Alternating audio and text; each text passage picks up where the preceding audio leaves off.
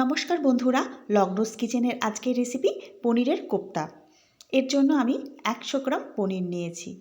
তারপর এই পনিরটা একটা গ্রেটারের সাহায্যে ভালো করে কুড়ে নেব।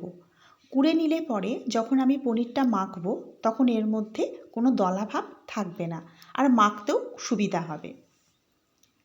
আমি এখানে 100 গ্রাম পনিরের জন্য দুটো ছোট সাইজের আলু সেদ্ধ নিয়েছি। তবে দুটো সম্পূর্ণ আলু দেব না, আমি 1.5 খানা আলু সেদ্ধ দেব। তোমরা তোমাদের প্রয়োজন মতো পনির আর আলুর পরিমাণটা কম বেশি করে নিও। এবার হাতের তেলের সাহায্যে খুব ভালো করে পনিরটা কিন্তু মেখে নেব। তবে যারা পনিরের পরিবর্তে বাড়িতে তৈরি ছানা ব্যবহার করতে চাইছো, ছানা ব্যবহার করতেই পারো। সেক্ষেত্রে খেয়াল রেখো ছানার মধ্যে যাতে কোনো জল না থাকে। জল থাকলে কিন্তু হবে না, জলটা ভালো করে বের করে নিয়ে তবে এইভাবে মেখে নেবে।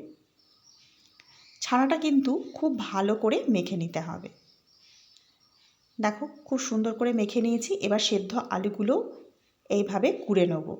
তারপর আলু আর ছানা একসাথে মেখে নেব। তোমরা চাইলে এই সময় কিছুটা ময়দা অথবা কিছুটা কর্নফ্লাওয়ারও অ্যাড করতে পারো। আমি এখানে কর্নফ্লাওয়ার বা ময়দা দুটোর মধ্যে কোনোটাই দিচ্ছি না, শুধু আলু আর পনিরটাই মেখে নিচ্ছি। আমি কর্নফ্লাওয়ারটা পরে ব্যবহার করব। তোমরা কিন্তু এইভাবে মেখে নেবে। এই আধখানা আলুটা আর দেবো না, এটা তুলে রাখবো।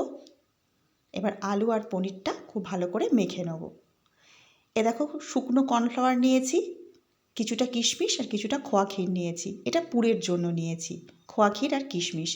খোয়া ক্ষীরের মধ্যে একটু চিনি দিয়ে নেব, আর এই পনিরের মধ্যেও একটু চিনি দিয়ে নেব। দেব স্বাদ মতো নুন, আর ঝালের জন্য একটু শুকনো লঙ্কার গুঁড়ো দেব। এবার দেব কিছুটা জায়ফলের গুঁড়ো। খোয়া ক্ষীরের মধ্যেও একটু জায়ফলের গুঁড়ো মিশিয়ে দেবো।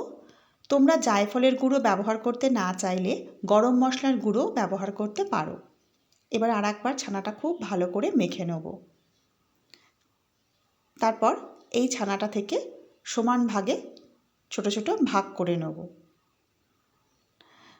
আমি এখানে এই কোপ্তার মধ্যে পুর দিচ্ছি। তোমরা চাইলে পুর দিতেও পারো, চাইলে নাও দিতে পারো, কোনো অসুবিধা নেই। আবার আমি এখানে পুরের জন্য খোয়া ক্ষীর ব্যবহার করেছি। তোমরা চিজ ব্যবহার করতে পারো, বা তোমরা এখানে কাজু বাদাম, পেস্তা এগুলোও ব্যবহার করতে পারো। আবার কিছু নাও দিতে পারো, কোনো অসুবিধা নেই।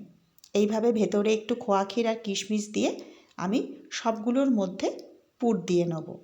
যে সমস্ত বন্ধুরা লগ্নস কিচেন সাবস্ক্রাইব করেছো তাদের জানাই অসংখ্য অসংখ্য ধন্যবাদ। আর যারা এখনও সাবস্ক্রাইব করোনি আমার ভিডিওটি দেখছো, আমার রান্না যদি তোমাদের ভালো লাগে তাহলে অনুরোধ রইল একটিবার সাবস্ক্রাইব করার জন্য। দেখো এইভাবে আমি সব কোপ্তার মধ্যে পুরগুলো ভরে নেব। সব পুর ভরা হয়ে গেছে। তারপর হাতের সাহায্যে একটু ভালো করে গোল করে নিয়ে শুকনো কর্নফ্লাওয়ারে আমি গড়িয়ে নেব। এতে যেটুকু ফেটে যাওয়ার সম্ভাবনা থাকে সেটা আর ফাটবে না।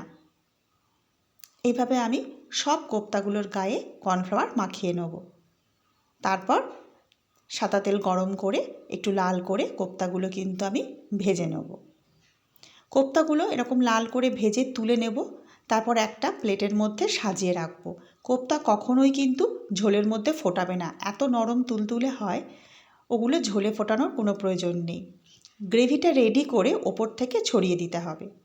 এবার এই প্যানের মধ্যে তেল নিয়ে প্রয়োজন মতো সাদা তেল নিয়েছি, তার মধ্যে 3 টুকরো দারচিনি, 4 টুকরো লবঙ্গ, 3 টুকরো ছোটো এলাচ ফোড়ন দিয়েছি। আর এই মশলাগুলো একটু বেটে নেব।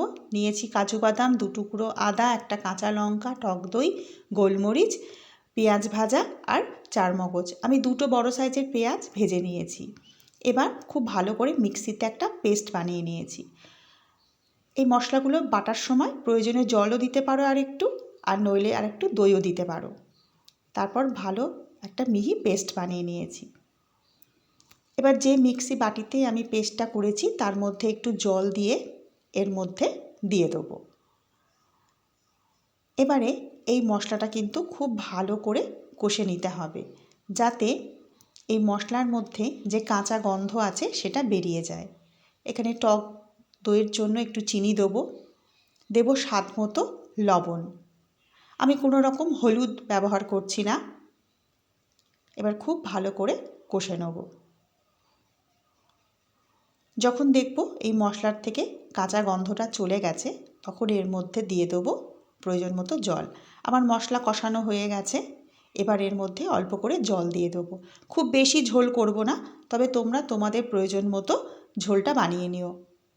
এবার ভালো করে ফুটিয়ে নেব। আমার কিন্তু গ্রেভি প্রায় রেডি, আর একটু ফুটিয়ে নিয়ে গ্যাসের আঁচ বন্ধ করে দেবো। এবারে যে কোপ্তাগুলো প্লেটে সাজিয়ে রেখেছিলাম, ভাজা কোপ্তাগুলো, সেইগুলোর মধ্যে এই গরম গ্রেভিটা আমি ওপর থেকে ঢেলে দেবো। কখনোই কিন্তু কোপ্তা ফোটাবে না। দেখো, ভেজে রাখা কোপ্তার ওপর থেকে আমি গ্রেভিটা ঢেলে দিয়েছি। আর দেব একটু বাটারের মধ্যে কাশ্মীরি লঙ্কা গুঁড়ো একটু ফুটিয়ে নিয়ে তারপর এটা দিয়ে দেবো। আর দেবো কস্তুরি মেথি। আমার কোপ্তা কিন্তু রেডি পরিবেশনের জন্য।